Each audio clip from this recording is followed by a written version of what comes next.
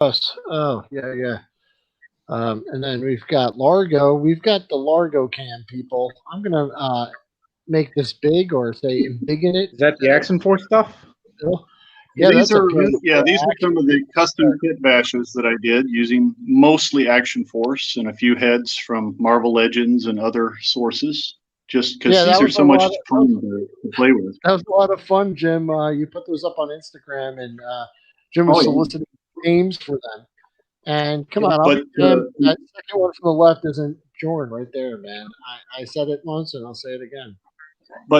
to give you the how you say the before and after. So like this is the after where everything looks tidy, and I'm kind of working on stuff, and then this is the chaos that is my workbench, as you Oh, can see. It's like there good is a lord. desk under there somewhere. So that eventually becomes this, but not without a lot of Yeah. uh, There's a process. procrastination and aggravation. Now, So I Jim, did did get you something fun decide today. on names on those characters, Um, or it's on the back burner. I will eventually get back okay? to that, but I've collected the names that were suggested. I think the only one that really stuck was everybody loved hot tuna for this guy Yeah, due to I'll take that the one. Aquaman My favorite connection is with the that old Jason guy there Momoa. right next to him. Yeah, that's pretty Oh yeah, funny, Jim. that As you're heading over to show us your latest thing, but oh I yeah. think Hot Tuna came from me and my friends. We were trying to think of the worst name for a band at one point, and Oh yeah. it's carried on through the years. Someone said like Hot Tuna, and we're like, yeah, it's the worst name for a band ever. But when I saw Aquaman, I figured code name Hot So Tuna. yeah, in my head canon, that's what everybody calls him behind his back Yeah. because it's not something he would So, like. But I'm kind of working on a Legion of Doom because Super Friends. So some of these are older DC Comics or DC Universe classics. Some are some DC Direct bits. But I just got in the mail today Captain Cold. So very he's nice. he's on there, and these two aren't officially members, but they're filling in a space because I'm waiting for things in the mail. Things are in limbo. And then I've got the old Justice League up here. So what I do with the display a lot of times is I'll get a back piece. Like here, I have a really nice picture on canvas from a Alex Ross comic book, and Yeah, so it's I a collected Kingdom all of the Kingdom different Come, right? figures. Mm-hmm. This was from a comic he did called Justice, which he Oh, actually did Justice. after Kingdom Come. But yeah, same artist, same style, Yeah. and I just love that artwork. And it's that classic look of the superheroes from when we were kids before everything got revamped and made dark and edgy. But so I went and found all of the different Super Friends and Justice League members that are in the painting, and then tried to put them in and match up. Or I'll do something like I have another Alex Ross picture here, and Mezco came out with this great Golden Age Batman, but they didn't give Yeah. us Robin. So fortunately, DC Direct gave us a decent Robin a couple years ago, and I was able to find that. And of course, you got to have Alfred I'll say, Jim, because you've got one of the most unique and, like I said, just that way of displaying them. It has it tells a story. It's kind of grouped, and it doesn't appear cluttered. Everything looks like I said, really yeah, perfect. that's definitely the key. Is I learned early on when you put everything on the shelf that you really like, you can't see anything because Yeah, it's just a big pile of stuff. and then I to recently swap picked up something this like this out graphic is really novel. easy. Oh, go This ahead. Superman 78 came out earlier this year. It's a great story, and it continues the Richard Donner film story, where he would have gone if the powers that be in Hollywood hadn't intervened and gave us, the nuclear guy and Richard Pryor and all that silliness. So I've got a Christopher Reeve Mezco here, and he's actually reading an Oh, Action nice, Comics. nice, And then nice. I've got Crypto hanging Jimmy out with him. Salzberg is saying pretty cool. Thanks. Yeah, so I see something like that. I like to make a background and then say, well, what would go with this? What would be kind of cool? So that's kind of the idea. I've got Iron Man classic picture here, and then a Mezco Iron Man with a modern villain, and then we've got Thor and Loki hanging out up here. So yeah, I kind of try to put a theme with it. It's like sometimes a picture will come first or a theme will come first. Like with the armors, it's like, Yeah, how many? The first thing I ever saw in your collection, and I was blown away when I saw it. I think we were talking about this on a hangout, right? Right, because it's like I like the Iron Man armors, but what do you do with them? And then Disney, the Disney store came out with these Hall of Armor pieces, and they were fairly inexpensive at the time. So I picked up a couple sets, and that worked out really nice. So nice way to display them. I think I even said to Jim, Grinding Jim and Jim Largo one night, it would be really cool if someone did that. And then Largo flips his cam open and it just shows me it. Like, It was crazy. Yeah, that was great. This one's one of my favorites. If anybody ever read the old Invaders World War II heroes, Gotratron saying that Hall of Armor is beautiful, and it is. I mean, I was blown away. It was like, I was saying, how cool would that be? And then Jim's like, oh yeah, I got this right here. Yeah, I love this part because it's got, you can put some of the bigger guys, and you've got a rotating piece here. Yeah, so cool. Yeah, such a great thing. I odds and ends that I pick up and see what'll fit together. Go back up what you were doing there. I got it interrupted. Okay. Everyone was pretty blown away. Yeah. Oh, nice. I was a big fan of the Invaders, the World War II guys. So we've got the original Human Torch. This was a Marvel Select that came out this year. It's really pretty, really nicely done. And then the classic Cap with his old shield and Union Jack and the Submariner. And then got some Defenders up here hanging out. So I've got a Defenders comic book behind them with Hulk and Strange and the Surfer. I have another Namor because he was part of that group, but it's in a bin somewhere. I haven't dug him out yet. Another favorite this year was the Marvel Select Immortal Hulk. Beautiful figure. That's that is a beautiful Hulk. So I found a really cool Hulk picture to put behind him, and then put the leader with him. Is that just a print that you found online, or did you frame a copy? Yeah, that was from Amazon. They had a set of Marvel prints. I think it was like $10 for 5 pictures, and it had Black Panther, which I've got up there. Oh, very nice. A Black Panther. Salzburg's asking if they make Wizard. No, I wish, but I've never seen Whizzer or Spitfire. They've never made, and I keep threatening to try to do a custom, but it's on my to-do list, and it keeps getting pushed back by Action Force. But yeah, they were a great team. If you like the World War II era, it was a good comic. So, and everything's just kind of a smattering of chaos. I kind of went back down the superpowers rabbit hole. Thanks to Jim, Grindhead Jim. Yeah. So I picked up a Wonder Woman, and I've got a Robin, and he helped me to find a old school Batmobile that I used to have in my collection back in the day. I'll tell you, after watching Bill's stream with that, where he did the repair, and then your collection, you guys really are making me, you're heavily influencing me into getting into this. Yeah, I'm having a lot of fun, and you definitely get the nostalgia feels. This particular Batman is not actually a superpowers, as you can see is loose here. This is an Argent. What's that? Is that the one with the magnets? Yes, this is made in Argentina by a custom custom artist. Jim, he did a really great. Loves your setup. Just want to let you know. Oh, thank you. So. Yeah, this one, it's a resin cast where he took an original Batman superpowers body and then made resin molds and then put everything together with magnets. But he did a different head sculpt. Yeah. Yeah, I was going to say that's a custom head sculpt if I can get it to focus. And that's why I tried it out. The quality is but it's beautiful to look at. Just don't touch it or it falls apart. The magnets aren't super strong. But what I was collecting and do collect are these DC classic, DC Universe classics, as they call them, from Mattel. They're a 6-inch scale, which is my my preferred scale. And so they put out a couple of these, Super Friends style with the classic colors. We've got a classic Robin there. So once I get my Legion of Doom built, I'll be going back and putting together a more Super Friends era, team to pit them against in some toy photography. Very nice. That's Very a nice. a project for another day.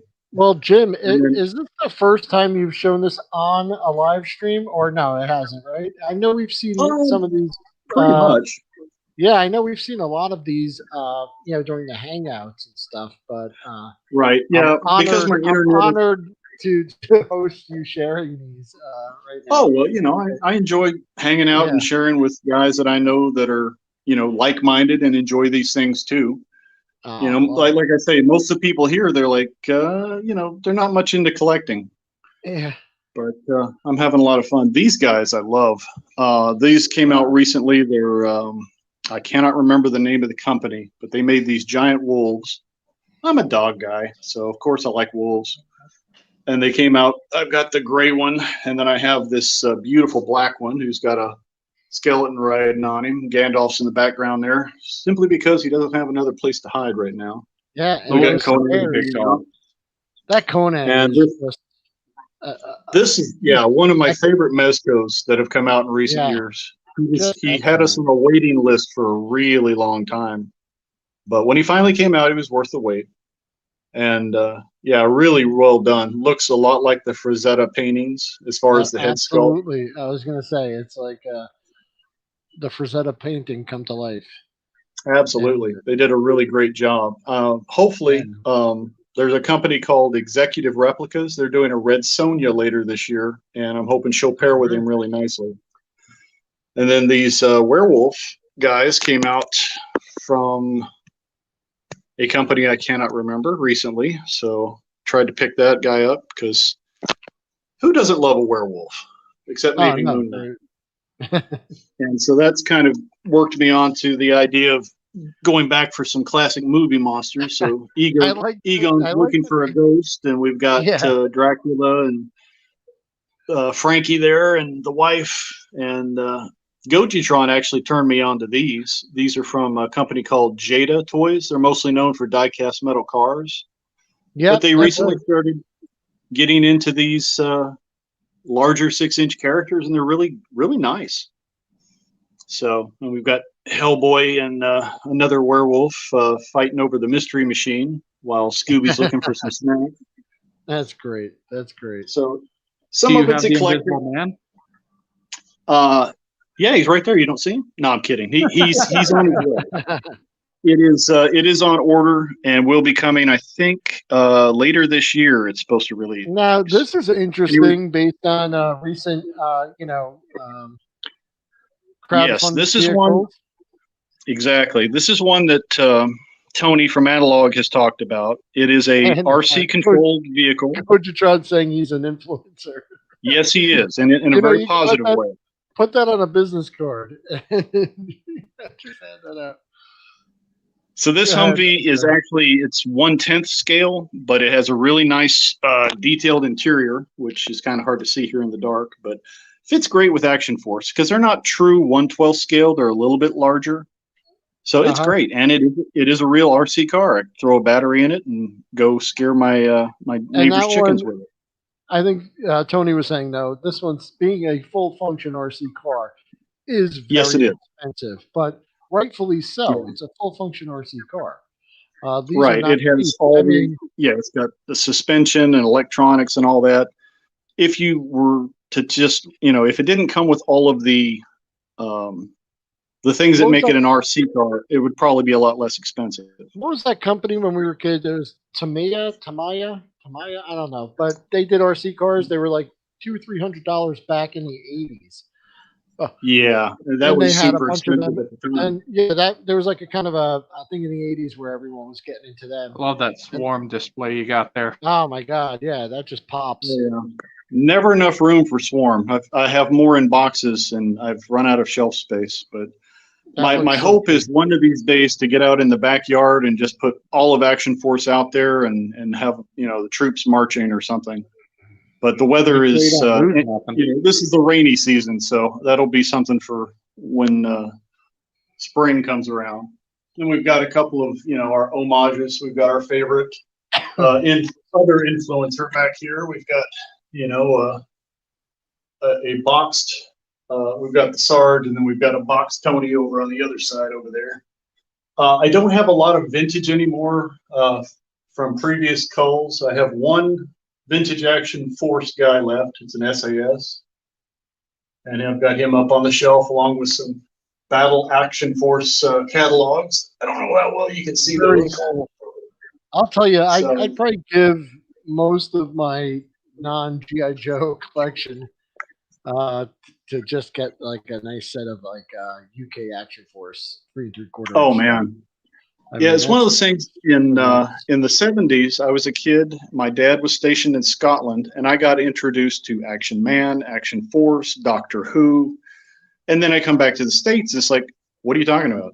I don't know what that stuff is. You can't get it. That was the years, before the internet and eBay and everything. So, I had fond memories of those things. And then, Doctor Who kind of had a resurgence on BBC America. And then, of course, with, Action Force and the Joes coming back, it's been a lot of fun. Brought back some good feels. There we have our seeing favorite everything styling together. in Australia. It's kind of interesting how many figures have come out. It feels like it was just yesterday that like this Action Force thing, Wave 1 was just like being announced, and then look at all this. Yeah, and it came out like gangbusters. Series 1 had a kind of a slow start, but once he got rolling, things have come out to just we've got 2 waves out. The 3rd series is on its way, and Plus even the more. SDS. Right. Yeah. So we're going to have some special guys coming, and then I'm looking forward to getting some more Garrison guys when he comes out with some other styles. Did you get to snag that deal? I think Jesse posted that on Instagram a couple of days ago that they were doing a clearance on Garrison Cavalry. Garrison Cavalry. Dorkside had like a sale. I think the Epic Badger has cornered the market on movie Scarlets. I'm happy with just the one I have, but he's done every variant, and they're really beautiful. He does some great custom work. And he's getting more for more customs. Oh, absolutely. You might find this interesting, Will. This is one of the few challenge coins I still have in my collection. It's not an official one, but it's official for me because this was the state of most of my time in the service. It was either Snafu or Fubar. Fubar. Very nice. So one or the other, pretty much every day. That's how it operates.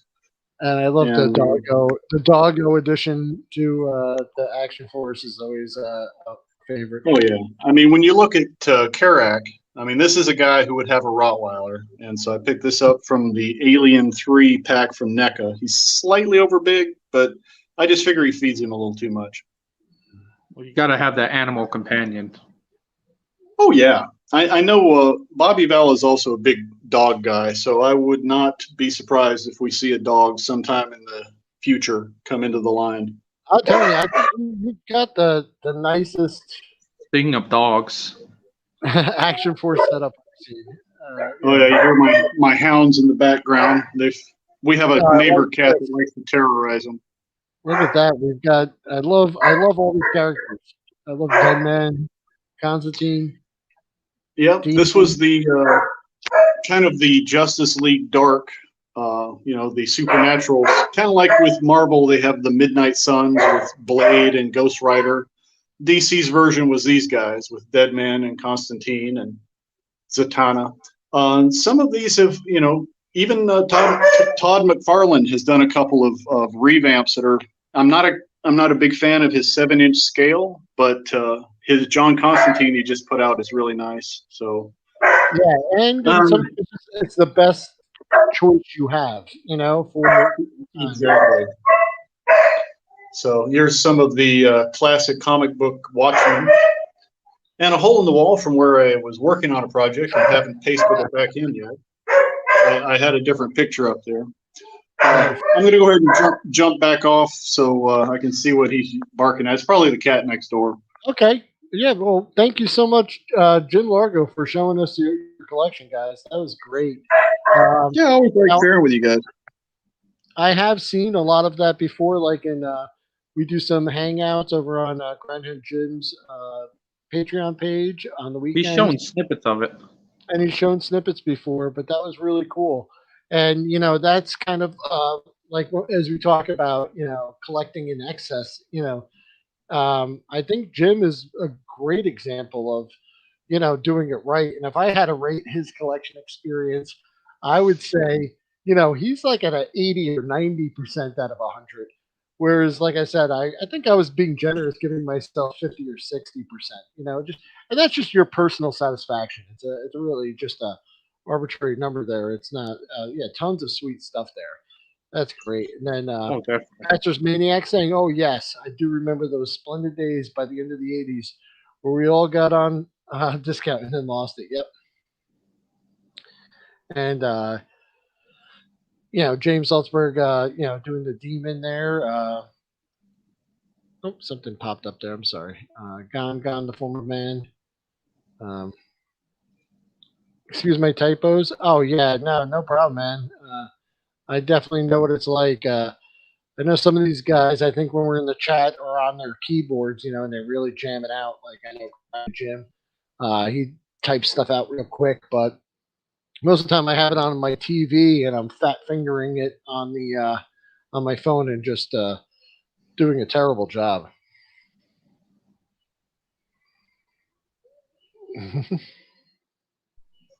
Well, as I've been going through the boxes that came in today, a favorite that came in was the new graphic novel, Batman '89, which... Yeah, I saw you had messaged me about that earlier, but I was getting ready for the show. But yeah, that sounds really, really exciting. It's... I have skimmed through it because I was watching Ken's live stream earlier and Jim's before that. But I wasn't sure. From what I've read, the artwork is really great, and it just follows what Tim Burton was doing with the first two films from that time period. Okay, so this is like bridge the gap between the first two films? No, this is more of a continuation after the second one with the Penguin and the Catwoman. Oh, it is. Okay.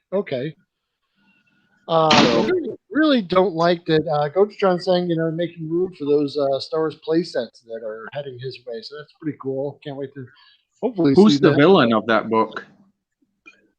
Two-Face, who was originally supposed to be played by Billy D. Williams. I was gonna say that. Did they do a Billy D. Williams Two-Face in the comic? Not in the comic, yes. Unfortunately, we've never seen a figure, but I don't think we can. But I don't know how well this will show up, but I've seen some concept art of Two-Face Billy D. Williams. Look pretty cool. There's a picture from the back of the graphic novel, and very Tim Burton-esque. You kind of channeling, Billy D. from his Colt 45 days and Beetlejuice maybe. So, and in this we have Barbara Gordon shows up, as well as the cat comes back, and the Robin he was planning to do, which was that Jason Todd? No, it's a mix between Tim Drake and an original character that Tim Burton was using. So he's not any of our previous Robins. Let's see if I can just an amalgamation of something. That's a hardcover, Jim? Yeah, this is a hardcover, and this came out as individual comics, I think, earlier this year, and then they just did this collected hardcover and just released about a week ago. Oh, so wow. just got that in. Yeah, I haven't read a comic in a long time, and I think that's one that that I'm kind of looking forward to. I'd really like to see the continuation of that story. Yeah, so far I'm impressed, and of course that inspires another collection. So we've got the '89 Batmobile in a collector's box, and then the Keaton Bat, who came from SH Figure Arts earlier this year. So at some point, the three of these will have a shelf there. That was a great scene and a great pose for that figure. That's fantastic. Is that cape wired? The cape has, the cape has two plastic extensions that he actually holds in his fists that allows it to extend out. I think he had something similar to that in the first film as well. I don't normally go down the diecast aisle, but I think recently Gojatron did that Jada playset, and I was just kind of looking. I wanted to see if they had that over at my Walmart, and I noticed they had a bunch of Batmobile, 1/64 scale. But I think Jada does a couple of different scales. I collect the 1/24th scale, which is $20 each, I think, and they were like 1/64 cars, and on like a collector card. They could have been on the wrong peg, but I looked at them and I went, "Oh, cool!" Because they had like the original '40s Batmobile, the '89 Batmobile, and I said, "Oh, cool!" And at $20 each, I was like, not that cool." The Jada ones, the larger scales, like these 1/24ths I collect, they're only about $20 each, but you get a really beautiful model for your money. And, if you're only picking just your favorites instead of trying to collect every Batmobile that ever existed, then, it's an affordable line.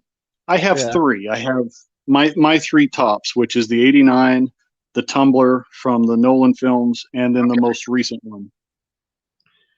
Which was from the Matt Reeves film. Yeah, I think I had said this maybe on one of Jim's streams, but when I saw that the newer one, it moved up on my list, and I think I did 66 Batmobile,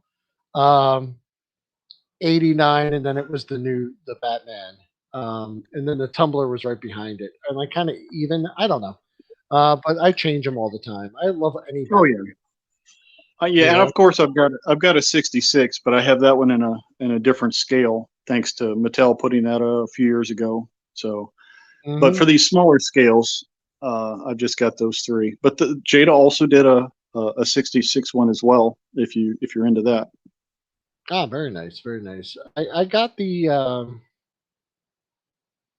what was it?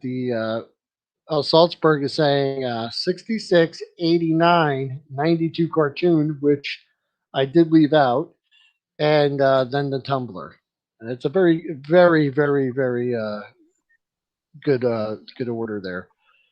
But I think we're all close. Yeah, that's pretty nice.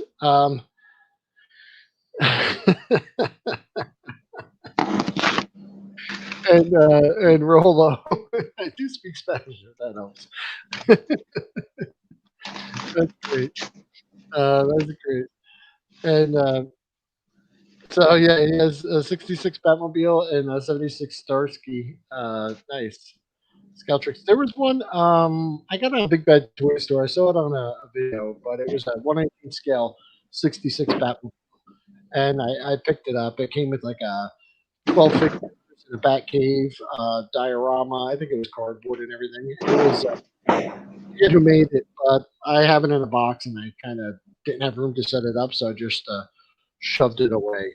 I was talking to Bill, I think off stream one night, and I was saying how my ultimate plan would be to get like a nice giant like wall unit or bookshelf, and at the top have Wayne Manor, and then on each shelf as you go down, kind of like the oldest Batcave, and then as Batman kind of gets more advanced and he digs deeper down, he's got those additional Batcaves kind of like under him. So maybe like the 66 Batcave is up top, or the 40s Batcave, and there's just sheets over all the old computer equipment or whatever, and he kind of goes down, and you just see like this progression with all the Batmobiles. All the things. With your 3D printing skills, you could probably come up with something pretty cool like that. So I don't know how. I'm sorry if the lighting's not great, but I have the cartoon Batmobile here that DC Direct put out, and I wanted that Batmobile. It is beautiful Batman to go with it. It is a shelf queen. It takes up a lot of real estate, so that's why it's up here in my other case. I've got a Mezco bat and a more modern Robin to go with him, along with the commissioner. That Gordon, yeah, And then, that of course, Gordon. that Gordon. Gordon a Mezco? That is a Mezco. Yeah, Yeah. he's even got his badge and his gun and a walkie-talkie and the whole ball of wax. He actually came with a bat signal. We've got our classic 66 here with the Adam West.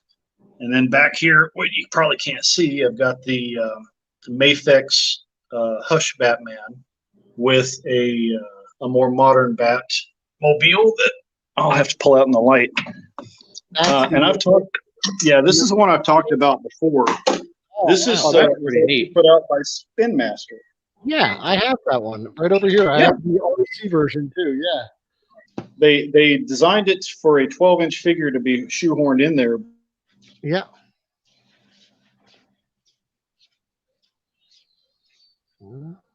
Did I freeze or did Jim freeze? I think Largo froze. Okay, that's fine. Well, for his purposes, because him putting as a display piece, that's perfect. Yeah. Oh yeah, fantastic. And just Go-Tron was saying, Hot Wheels has done a ton of different Batmobiles, great for space and a budget. Yeah, absolutely. Oh, I have a bunch of different Batmobiles, Hot Wheels. And you're saying it was Jim, yeah. And then Salzburg, see, whenever you may come, we did live the dream. All will benefit from now. We had our 15 minutes. Even more. And therefore, and because there is no way we go, as we have to remind them that life is a gift. It really is. It really is. And you guys, like I said, this is therapy for me. Just talking to ways or talking to people that speak my language. And Jim's back. Sorry about that, guys. I knew I was pushing my luck. My bandwidth here in Guatemala is iffy, to say the least. Oh, no, thank you so much, Jim, for going in there. And, you were talking about the lighting earlier, and I was like, that's a very Batcave vibe. I like the lighting. That was kind of cool.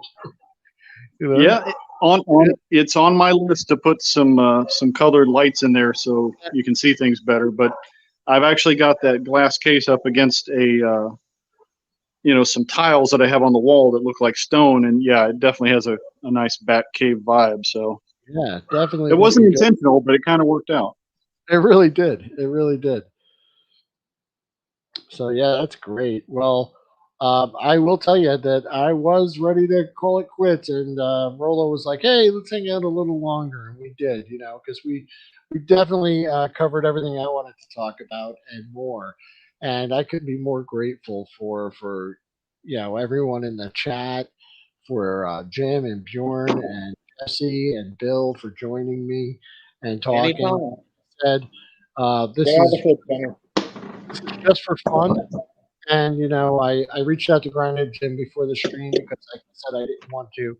There were some things I wanted to talk about for sure, but one of the things this experience or, Jim getting me to come on and just talk with people is, one, this is a lot easier than typing, chatting with each other. And two, it's a lot of fun. It really is. And it's very therapeutic. Just like I said, speaking to people that speak your language is definitely a great feeling. It's you guys get it. Yeah, and it's kind of fun from again, being an expat. I don't have a lot of locals who share my interests, so I found a really cool international group. It's like, hey, I found my tribe. Yep.